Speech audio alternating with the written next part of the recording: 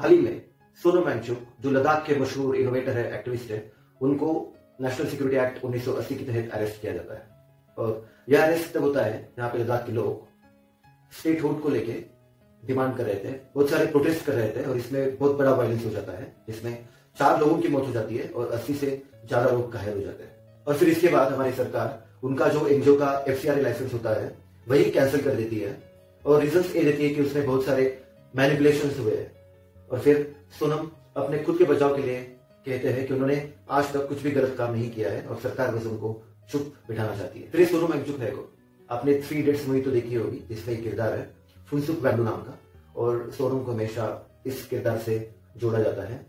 फिर सोनम ने अपनी बचपन की जो पढ़ाई है ज्यादा तो होम स्कूलिंग से ही की है और फिर आगे अपना ग्रेजुएशन NIT श्रीनगर से मैकेनिकल इंजीनियरिंग में पूरा किया और फिर पोस्ट ग्रेजुएशन में वो फ्रांस में चले गए। Now let's discuss the major contributions and initiatives by Sonam Wangchuk.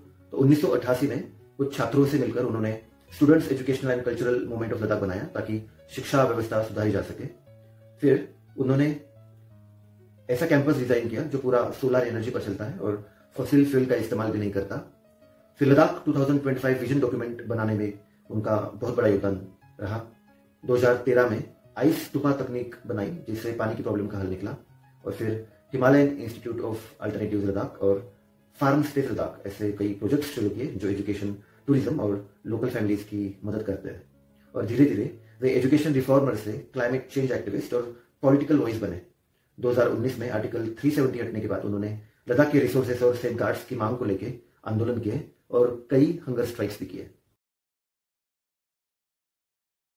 तो चलिए अब डिस्कस करते हैं कि सोनम वांगचुक की जो वाइफ है गीतांजलि, उन्होंने मीडिया के सामने आके एग्जैक्टली क्या क्या बयान दिए हैं। सबसे पहले तो वो बोलती है कि जितने सारे सोनम पे आरोप लगाए हैं वो पूरे बेबुनियाद है और पूरे गलत है। वे बोलती है कि अगर पाकिस्तान में कोई जाता है तो उसको लोग सीधा एंटी नेशनल का टैग कैसे दे सकते हैं। और एक चीज साफ कर देती है कि सोनम की पाकिस्तान में मौजूदगी सिर्फ एक कारण के लिए थी।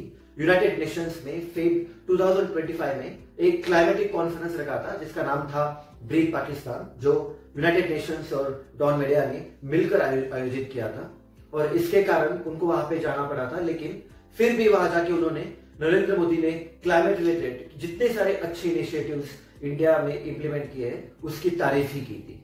बांग्लादेश और नेपाल की यूथ प्रोटेस्ट का एग्जाम्पल उन्होंने सिर्फ इलस्ट्रेशंस के तौर पे दिया था, ना कि लोगों में वायलेंस भड़काने के लिए। वो आगे ये भी बोलती है कि वो हमेशा से ही हमारे इंडियन सिटीजन रहे हैं और इंडिया के लोगों के लिए उन्होंने बहुत अच्छा काम किया है, जैसे कि इंडियन सोल्जर्स के लिए शेल्टर्स बनाना और फिर चाइनीज गुड्स को बॉयकॉट करने का कैंपेन भी उन्होंने चलाया था। और फिर आगे उनकी वाइफ गीतांजलि हम सबसे एक सवाल पूछती है कि जिस व्यक्ति ने लद्दाख एनवायरमेंट और इंडियन सोल्जर्स के लिए इतना अच्छा काम किया है तो फिर उनको एंटी नेशनल कैसे कहा जा सकता है। और अब हम डिस्कस करेंगे 1980 में एक नेशनल सिक्योरिटी एक्ट बनाया था और जिसके तहत सोनम वांगचुक को डिटेंशन किया है और फिर उनका जो एनजीओ है उसको भी बैन कर दिया है। तो ये जो नेशनल सिक्योरिटी एक्ट है वो हमारी भारत सरकार को और इवन स्टेट गवर्नमेंट्स को एक पावर देता है कि वो विदाउट ट्रायल किसी को भी जेल के अंदर डाल सकते हैं 3 महीने के लिए और वो आगे 12 महीने के लिए एक्सटेंड भी हो सकता है। और लेकिन इसमें फिर कुछ कंडीशंस भी आ जाती है, जैसे कि सेंट्रल गवर्नमेंट तभी लोगों को जेल में प्रिवेंटिव डिटेंट कर सकती है जब उसको लगता है कि अगले वाला जो इंसान है उसकी वजह से law and public order Bharat की डिस्टर्ब हो सकती है, या फिर वो हमारा जो फॉरेन रिलेशन है उसको डिस्टर्ब कर सकता है, या फिर हमारा जो नेशनल सिक्योरिटी है उसको वो बंदा हार्म पहुंचा सकता है।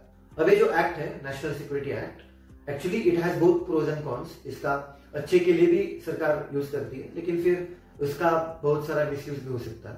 सबसे पहले तो इसका पास्ट में जितना जेन्युइन केसेस में गवर्नमेंट ने यूज किया था उसका उदाहरण देता हूं। मणिपुर 2020 में एक जर्नलिस्ट है जिसने फेसबुक पे एक प्रोवोकेटिव पोस्ट डाली थी जिसकी वजह से लोगों में वायलेंस बढ़ा जा सकता था, जिसके ऊपर हमारी जो गवर्नमेंट है उन्होंने NSA लगाया था। फिर उसके बाद मध्य प्रदेश में बहुत सारे लोगों के ऊपर काउ स्लॉटर केसेस में NSA लगाया था जिसकी वजह से पीस को इस्टेब्लिश किया गया था।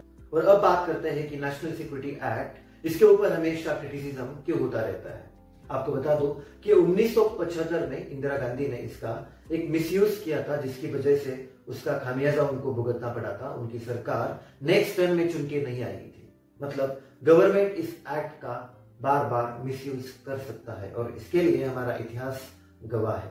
डेमोक्रेसी में एक स्ट्रॉन्ग ऑपोजिशन की जरूरत होती है और सोशल एक्टिविस्ट जितने भी सारे हैं वो डेमोक्रेसी का एक बहुत बड़ा रोल प्ले करते हैं और एक स्ट्रॉन्ग ऑपोजिशन की भूमिका निभाते हैं। और ऐसा देखा जाता है कि गवर्नमेंट बहुत बार इस एक्ट का इस्तेमाल उनको चुप बिठाने के लिए करती है, जो भी उनके खिलाफ जाए।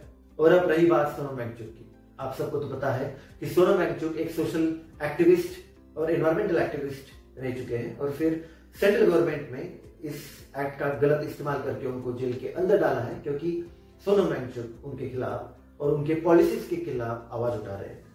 तो दोस्तों, क्या सोनम वांगचुक गिल्टी है? आगे ये देखना दिलचस्प रहेगा कि इस कहानी में कौन सा नया मोड़ आता है और कौन सी नई इंफॉर्मेशन निकाल के आती है। तब तक के लिए धन्यवाद।